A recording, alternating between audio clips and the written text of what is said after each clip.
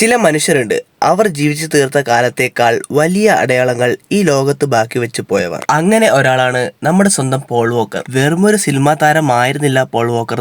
നമ്മളൊക്കെ വണ്ടിപ്രാന്തന്മാരാക്കിയതിൽ വലിയൊരു പങ്ക് വഹിച്ച വ്യക്തി പോൾ തന്നെയായിരിക്കും. നമ്മുടെയൊക്കെ ഉള്ളിൽ ഒരു നൊമ്പരമായി നിൽക്കുന്ന അദ്ദേഹത്തിന്റെ ഒരു ഫേമസ് കോട്ടുണ്ട്. If one day the speed kills me, do not cry because I was smiling. ഒരു നാൾ വേഗത എന്നെ കൊല്ലുകയാണെങ്കിൽ നിങ്ങൾ ഒരിക്കലും കരയാൻ പാടില്ല, എന്തെന്നാൽ അപ്പോഴും ഞാൻ ചിരിക്കുകയായിരിക്കും. വേഗതയെ അത്രത്തോളം ഇഷ്ടപ്പെട്ട ഒരു വ്യക്തിയായിരുന്നു പോൾ വോക്കർ. വേഗതയുടെ രാജകുമാരൻ എന്നാണ് അദ്ദേഹത്തെ വിശേഷിപ്പിക്കാറുള്ളത്. ഫാസ്റ്റ് ആൻഡ് ഫ്യൂരിയസ് മൂവിയിലെ ബ്രയാനെ പോലെ തന്നെയാണ് പോൾ വോക്കർ ജീവിതത്തിലും. അദ്ദേഹം വലിയൊരു വണ്ടിപ്രാന്തനായിരുന്നു. പക്ഷേ വേഗതയ്ക്കും ആവേശത്തിനുമപ്പുറം വലിയൊരു ഹൃദയം അദ്ദേഹത്തിനുണ്ടായിരുന്നു. പ്രശസ്തിയുടെ കൊടുമുടിയിൽ നിൽക്കുമ്പോഴും സാധാരണക്കാർക്കും അതുപോലെ തന്നെ ദുരിതം അനുഭവിക്കുന്നവർക്കും ഒരു കൈത്താങ്ങാകാൻ അദ്ദേഹം എപ്പോഴും മുമ്പിലുണ്ടായിരുന്നു. ഒരു റിയൽ ലൈഫ് ഹീറോ തന്നെയായിരുന്നു പോൾ വോക്കർ. ശരിക്കും ആരാണ് അദ്ദേഹം? അദ്ദേഹത്തെ പറ്റി നമുക്ക് നോക്കിയാലോ. 1973 സെപ്റ്റംബർ 12 കാലിഫോർണിയയിലെ ഗ്ലെൻഡേലിലായിരുന്നു പോൾ വോക്കറിന്റെ ജനനം. ചെറുപ്പം മുതലേ അഭിനയത്തോട് ക്രേസുള്ള അദ്ദേഹം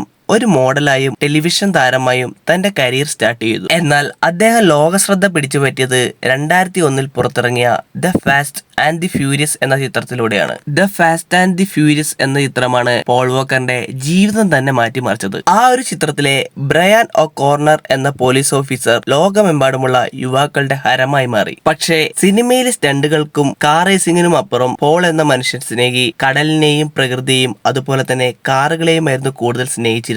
ഷൂട്ടിങ്ങിന്റെ ഇടവേളകളിൽ ആരും അറിയാതെ അദ്ദേഹം ദുരിതഭൂമിയിൽ പോയി സഹായം എത്തിക്കുമായിരുന്നു. അദ്ദേഹത്തിന്റെ റീച്ച് ഔട്ട് വേൾഡ് വൈഡ് എന്ന സംഘടനയിലൂടെ ആയിരക്കണക്കിന് ആളുകൾക്ക് അദ്ദേഹം തണലായി മാറി. കാറുകളോടുള്ള അദ്ദേഹത്തിന്റെ ഇഷ്ടം വെറുമൊരു ക്രേസ് ആയിരുന്നില്ല, അതൊരു പാഷനായിരുന്നു. പോളിന്റെ കയ്യിൽ അപൂർവമായ കാറുകളുടെ ഒരു ശേഖരണം തന്നെ ഉണ്ടായിരുന്നു. ഇനി അദ്ദേഹത്തിന്റെ ഇഷ്ടവാഹനം ഏതാണെന്ന് നോക്കുകയാണെങ്കിൽ സിനിമയിൽ ബ്രയാൻ ഒ കോർണറിന്റെ ഐക്കോണിക് വാഹനം എന്ന് പറയുന്നത് സ്കൈലൈൻ GTR R34 ആയിരുന്നു. അതുതന്നെയായിരുന്നു പോൾ വോക്കറിന്റെ റിയൽ ലൈഫിലെയും ഏറ്റവും ഫേവറേറ്റ് ആയ കാറും. എന്നാൽ അദ്ദേഹത്തിന്റെ ഇഷ്ടവാഹനം ഏതാണെന്ന് ചോദിച്ചാൽ അദ്ദേഹം തന്നെ പല ഇന്റർവ്യൂവിലും പറഞ്ഞിട്ടുണ്ട് പോർഷയുടെ കരേര GT ആണെന്ന്. എന്നാൽ നിർഭാഗ്യമെന്ന് പറയട്ടെ, ആ കാർ തന്നെയായിരുന്നു അദ്ദേഹത്തിന് അപകടം സംഭവിക്കുമ്പോഴും കൂടെ ഉണ്ടായിരുന്നത്. 2013 നവംബർ 30 എന്നത് ലോക സിനിമയെയും അതുപോലെ തന്നെ ലോകത്തുള്ള എല്ലാ വണ്ടിപ്രാന്തന്മാരെയും ഞെട്ടിച്ചൊരു ദിവസമാണ്. ആ ഒരു ദിവസമാണ് അമേരിക്കയിലെ കാലിഫോർണിയയിലുള്ള സാന്താ ക്ലാരറ്റ എന്ന നഗരത്തിലെ